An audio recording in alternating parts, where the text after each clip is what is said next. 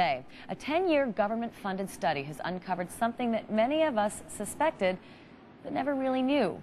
According to an Iowa State University study published in USA Today, divorce doubles the risk of adjustment problems when it comes to the kids who are involved. The study also shows that pre-divorce conflict increases the chance that boys will become depressed, while post-divorce conflict increases the chance that girls will act out. With us today to talk about the findings is Alan Lipman. He's a clinical psychologist in Washington, D.C. Hello, Alan. Thanks for being with us today. How are you, Ashleigh? I'm pretty good, but boy, listening to those statistics, that's pretty alarming. We've always known that divorce was bad for kids. Is it this bad? Oh, yeah.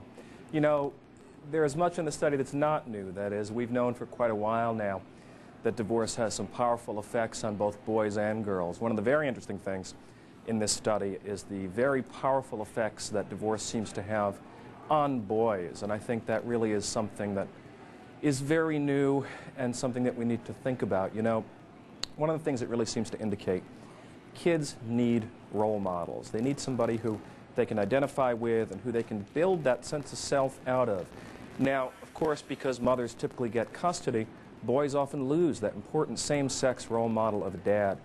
And it really seems to have two consequences, Ashleigh. One is a kid might turn into sort of an antisocial type, somebody who externalizes, who might take drugs or get into fights or steal.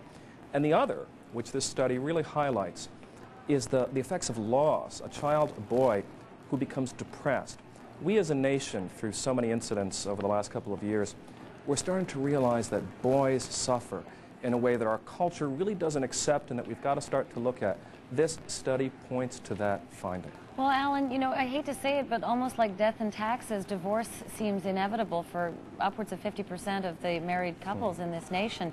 Is there anything that we can actually do about this, or anyone we can tell amongst our viewers, some tips, pointers, things that we can at least alleviate some of the concerns for those little kids? Sure. You know, taxes may be inevitable, but there's things that we can do to cushion the blow. And the same is true for divorce. Look, there's a lot to say about this, but let's really boil it down to the meat, to the core of it. Number one, when parents get divorced, kids often feel like it's their fault. And in the maelstrom of disagreement and conflict that occurs between the parents, they have to be aware to let this child know that it's not due to them, that it's something that's happening between mom and dad. Secondly, it's very important to realize that this child needs to have a continuing relationship with the other parent, with the non-custodial parent, particularly with boys. You know, often a child will become a bargaining chip in a divorce, being pulled left and right. And even the best of parents can forget that that child needs to have a stable relationship with both parents.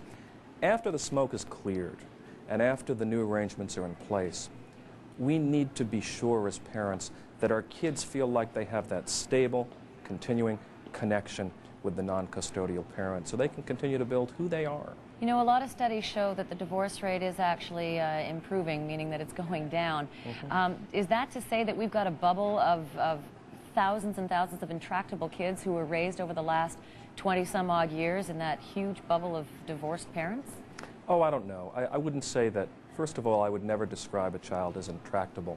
And I understand your question, Ashleigh, and it's a good one, but one of the things we want to realize is that we may have a bubble of kids, as you suggest, who are suffering and who need us to recognize that suffering in the midst of our own problem.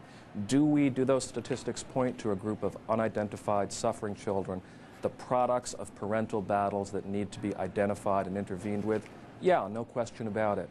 You know, it's the same story we keep on seeing with our kids. Kids, and the study points out often boys, they suffer in ways that they're afraid and don't know how to identify. We, in the midst of our problems, can look at it, identify it, and deal with it. We've got the ability. We've got the power. Okay. Thank you so much, Alan Lipman, for helping us out with this very difficult issue. We appreciate You bet, Ashleigh. it. In the meantime,